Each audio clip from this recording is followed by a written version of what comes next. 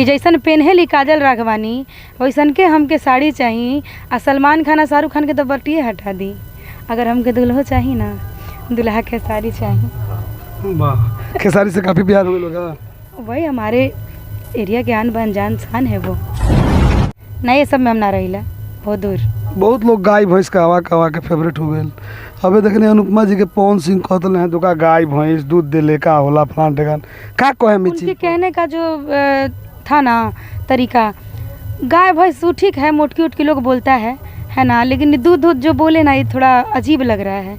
क्योंकि अगर वो उनको भैया, मैं जहाँ तक सुनी हूँ कि वो उनको भैया बोलती हैं अनुपमा जी, जो कि हम सबकी आदरणीय रही हैं। बोले के पहले ही कहता है कि तरह के हम ये नज़र से ना देख लेनी है, कुछ अजीब नज़र से वो देखत रहे। ओकरा बाद से कहले कि तू गाय हो भैंस। मैंने भी देखा, वो बोले कि बिना मेकअप के सुंदर लागत है। असली सुंदरता क्योंकि कहाई तो यही के कहाई किंगा तो कहले जर्सी गाय ही या दूध दे लेता ही हूँ। नहीं तो ये पता नहीं वो क्या समझ के बोले, ये उनकी मनोभावना है। इस गलती इंसान से होती है ना। गलती हम तो बचपने से गलती करते हैं। और सैया जी सैया जी दिलावा मांगे ले गमछा बिछाई के कि हम के गले लगैल ना, कि चीना कुछ लेके अइल ना, कि देहिया खोजे हमारे हिल कोरा बोल हम मोके कोरा सुतैल ना।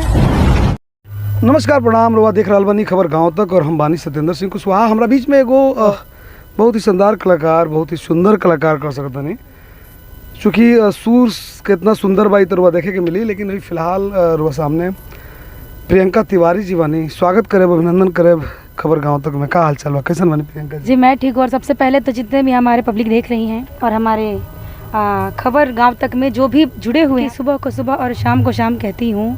और मैं प्रियंका तिवारी आप सभी श्रोतागण को तहे दिल से प्रणाम करती हूँ, आशीर्वाद की कामना। रो देखने कि कैसे यहाँ का अभिवादन करनी हो। सीधे तौर पर भोजपुरी के मने शानदार तरीका से बोलत नहीं यहाँ के काफ़ी भोजपुरी से प्रेम करीला, भोजपुरी में गाईला। सबसे पसंदीदा गीत कौन रहे राउर? सबसे पसंदीदा गीत कल्पना जी के। कौन? कि सैया जी दिलवा मांगे ले गमछा बिछाई के। छोटी थी तो ये गाना बड़ा सुनती थी और ये गाना बहुत ही साफ़ सुथरा, उतना भी वो नहीं है। इसको मैं सुनती थी और हर मंच पे गाती हूँ, बहुत अच्छा लगता है ये गाना। अब तो नया गाना आ गया है यही वाला। अरे सूते न संघवा खटिया पर, सूते न संघवा खटिया पर सजिया सजाई के। सैया जी दिलावा मांगे ले गमछा बिछाई के। सैया जी दिलावा मांगे ले गमछा बिछाई के। दिल से दिल बड़ी मुश्किल से मिलते हैं, दिल से दिल बड़ी मुश्किल से मिलते हैं। तूफ़ानों में साहिल बड़ी मुश्किल से मिलते हैं। यूँ तो मिल जाएंगे हज़ारों चाहने वाले, लेकिन आप जैसे भगवान रूपी श्रोतागण बड़ी किस्मत से मिलते हैं। बस आप सबका प्यार और सपोर्ट चाहिए और साथ में आपका भी। जी बिल्कुल। हम चाहें कि हमारा श्रोतागण के एगो गज़ल सुनाई तो हम मान ली कि रुआ गायक पानी गायिका बानी। ओहो, दुखते रख पे हाथ रख दिया आपने। पर कोई नहीं, पहले एक भोजपुरी शेर कहना चाहूँगी मैं कि जैसन पेन्हेली काजल राघवानी वैसन के हमके साड़ी चाहिए। दिला सकते हैं? कि जैसन पेन्हेली काजल राघवानी वैसन के हमके साड़ी चाहिए। आ सलमान खान आ शाहरुख खान के तो बटिए हटा दी। अगर हमके दुल्हो चाहिए ना, दुल्हा के साड़ी चाहिए। वाह, खेसारी से काफ़ी प्यार हुए लोग। वही हमारे एरिया के आन बान जान शान है वो। और उनसे कितना लोग खेसारी से प्यार करी? सभी प्यार करी, सब लोग प्यार करी। हाँ, रखो चाहे मत रखो, क्योंकि मैंने पहले बताया कि दिल से दिल बड़ी मुश्किल से मिलते हैं। केवल दिल तक ही रहे तो काफ़ी है। और यही सब है, प्यार करी ले खेसारी से। हाँ, हम दुनिया के सारे इंसान से प्यार करते हैं। ना कहने कि खेसारी जी के नाम पर काफ़ी लोग हम ना रहीला महाराज, ना ये सब में हम ना रहीला, बहुत दूर। बहुत लोग गाय भैंस कवा के फेवरेट हो गए।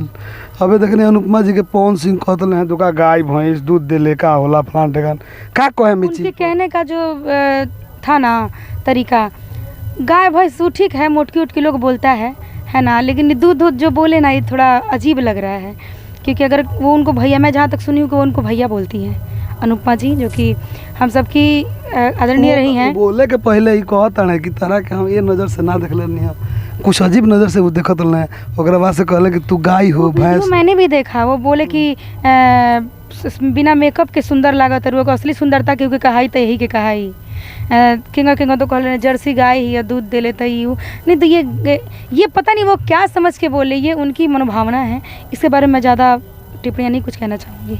काहे ना टिप्पणी करे, वो एगो लड़की बानी और वो एगो लड़की है। अच्छा। वो चीज़ के देखत नहीं कि काफ़ी दबावे के प्रयास। लड़की के साथ ऐसा हुआ, जब वो लड़की उठ के कदम नहीं उठा रही है तो हम क्यों बोलें?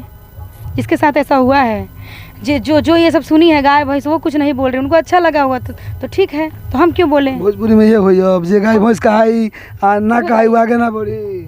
अब सब तरह देखते हैं से तो कुछ छपल बा ना, सब रोज सामने होता टे। तो वो लोग कल ऐसा कलाकार के का हुई? अभी भगवान रूपी श्रोता जी बताई लो हमनी के का हुई। कहीं ना कहीं दिल से दिल मिलल बा, तब तो आज रुआ हमारे से मिलनी, चाहे प्रोग्राम होता महीना में तो कंटिन्यू 25 को तो महीना के प्रोग्राम होके कर, तो कहीं ना कहीं प्यार मिलेला तब ना। श्रोता हर किसी को एक समान देखते हैं, प्यार करते हैं। मुझे तो नहीं लगता कि दो नज़रिया है।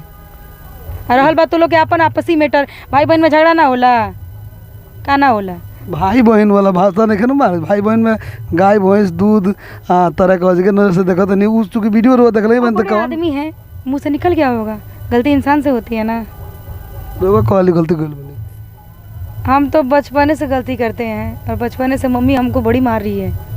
अभी भी फ़ोन उठाने में लेट हो जाएगा तो बोलती है ढेर बड़का ब्यास बनता रुका आई उनके नाम मम्मी हाथ जोड़ता नहीं। आप लोग के सामने सारा ब्यास ही फेल है। सुना मैं वाला माता जी भी बड़ा बढ़िया गाई। यही बात के तो बहुत खुशी होती है हमें कि एक बेटी अगर एक अकेले अपने घर से अगर गायकी के लिए निकलती है तो लोग 100 किस्म की बात करते हैं। मेरी माँ गायक है, मेरे नाना जी गायक थे, और मैं गायक हूँ। कहीं ना कहीं डीएनए में बार बोलो। हाँ, हमने के खूने में बैठे, तो कहीं ना कहीं हमर माँ पापा के बहुत ज़्यादा सपोर्ट बा। आज हम पटना रहीला, चाहे केहू कहीं रहो, लेकिन अगर मरियो जाए नू केहू पूछेला नहीं के। घर से मेरे माँ पापा आते हैं, मुझे दवाई देते हैं। मेरी माँ का नाम है सुश्री रीता तिवारी जी, जो कि बहुत ही अच्छी दुगोला कीर्तन हर प्रकार का कार्यक्रम करती हैं। मैं बहुत खुश हूँ कि मुझे वैसी माँ मिली, और मैं चाहूँगी मुझे हमेशा वैसी माँ मिले। बहुत सपोर्टिंग है। बिल्कुल। गज़ल के एगो हम बात कर ले रहे हैं कि गज़ल रुआ सुनाई हमारा श्रोता। हाँ, गज़ल तो वैसे हमने के भोजपुरी कलाकार हैं जा, तो हमने के सब कुछ गाई ला जा। लेकिन अभी वो गाना बड़ा बढ़िया वायरल भइल बा कि दुश्मनी की तो क्या पूछिए, दोस्तों का भरोसा नहीं है। कहा जाता है कि जमी पर आए हैं जमी से आए हैं, चलो चल कर देख लेते हैं। कि जमी पे आए हैं जमी से आए हैं, चलो चल कर देख लेते हैं। हम भी बुलंदी से उतर कर देख लेते हैं। जो मुझसे कहते थे कि हम तुम पर जान दे देंगे, जो मुझसे कहते थे कि हम तुम पर जान दे देंगे, चलिए उन्हें भी एक दिन आजमा कर देख लेते हैं। गाने का भाव कुछ इस प्रकार है कि दुश्मनी की तो क्या पूछिए। आजकल की जो दुश्मनी है, तो कहीं ना कहीं दुश्मनी एक हद तक ठीक है, लेकिन दोस्तों का भी भरोसा नहीं है, कब वो घात कर देंगे।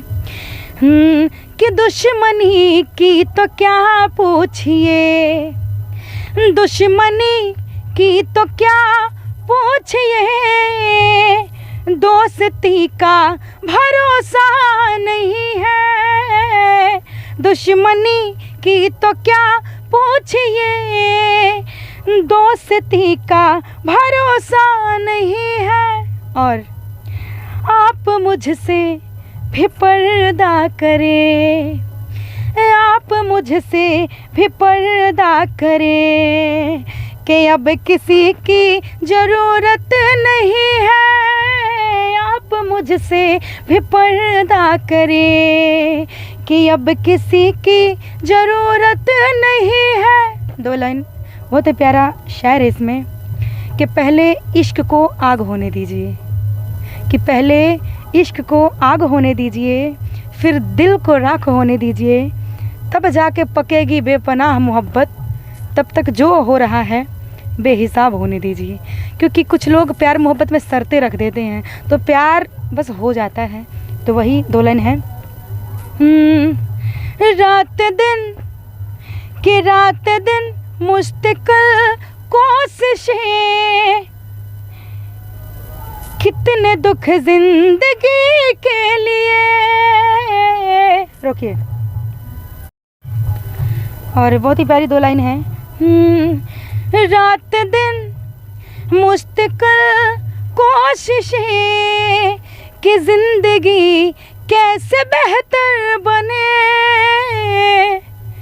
और कहा गया है कि कितने दुख जिंदगी ने दिए, कि कितने दुख जिंदगी ने दिए, और इसी का भरोसा नहीं है।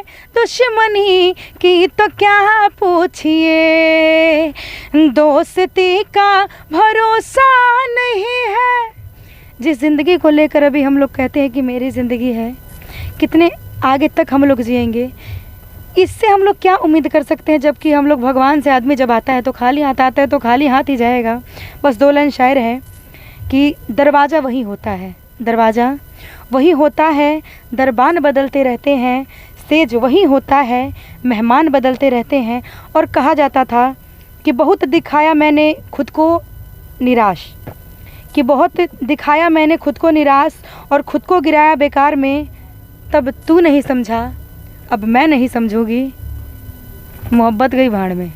और रुआ लोग के कैसन लागता ई कार्यक्रम, कैसन यहाँ के गावत तनी, ई कमेंट बॉक्स में रुआ अपन राय जरूर दी। और चलते चलते कुछ आज के दौर में बहुत सारा गीत चल रहा बा, कुछ गुनगुना दी जौन आज के दौर में जौन रुआ अच्छा लागत होके। अभी के दौर में तो वो गाना बड़ा अच्छा लगा था। झुमका गौड़ हवा मनिए धनिया किटी को बोल यनी, कि मुँह काहे फूला वाले है बड़ो, कि कौमी कौन कैनी। धनिया कहतरी कि हम के गले लगैल ना, कि चीना कुछ लेके अइल ना, कि देहिया खोजे हमार हिल कोरा, बोल हम मोके कोरा सुतैलाना, मोके कोरा सुतैलाना। तई में लइके कहतिया हाँ कि हम तो नैहर में झेली परेशानी, आ तू तो बहाड़ा कटते बड़ छानी। पलानी में जवानी रोवता हमरो, पलानी में जवानी रोवता।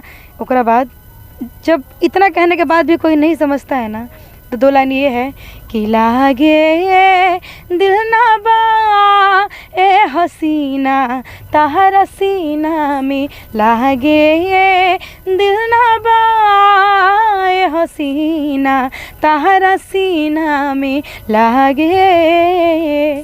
और कंटिन्यू प्रोग्राम की वजह से आवाज़ का बैंड बज चुका है, आप देख रहे हैं। और अभी भी हम कार्यक्रम में यही आए हैं तो आपसे मुलाकात हुई और आपसे मिलकर वाकई बड़ी खुशी हुई। और जितने भी ऑडियंस हमारे देख रहे हैं, खबर गांव तक शहर तक सारे खबर को देखिए और फॉलो कीजिए, शेयर कीजिए, सब्सक्राइब कीजिए। और मेरा भी एक है छोटा मोटा फेसबुक, उससे जुड़ जाइए, प्रियंका तिवारी बस। जय माता दी। तो हमारा बीच रहनी है प्रियंका तिवारी जी, और यहाँ से बातचीत बहुत रहा। और वो लोग के कैसन लागल ये गीत सुन के, चूँकि इंटरटेनमेंट के नज़रिया से वीडियो के बनैले बानी, तो अगर वो लोग अच्छा लागल हो के, सही में इंटरटेनमेंट भइल हो के, तो कमेंट बॉक्स में अपन राय दी, एगो कमेंट जरूर करी और शेयर जरूर करी वीडियो के, ताकि ज़्यादा दूर तक पहुँचे। हम मिले छोटा ब्रेक के बाद, तब तक खातिर खबर गाँव तक देखत रही। नमस्कार, प्रणाम, जय हिंद।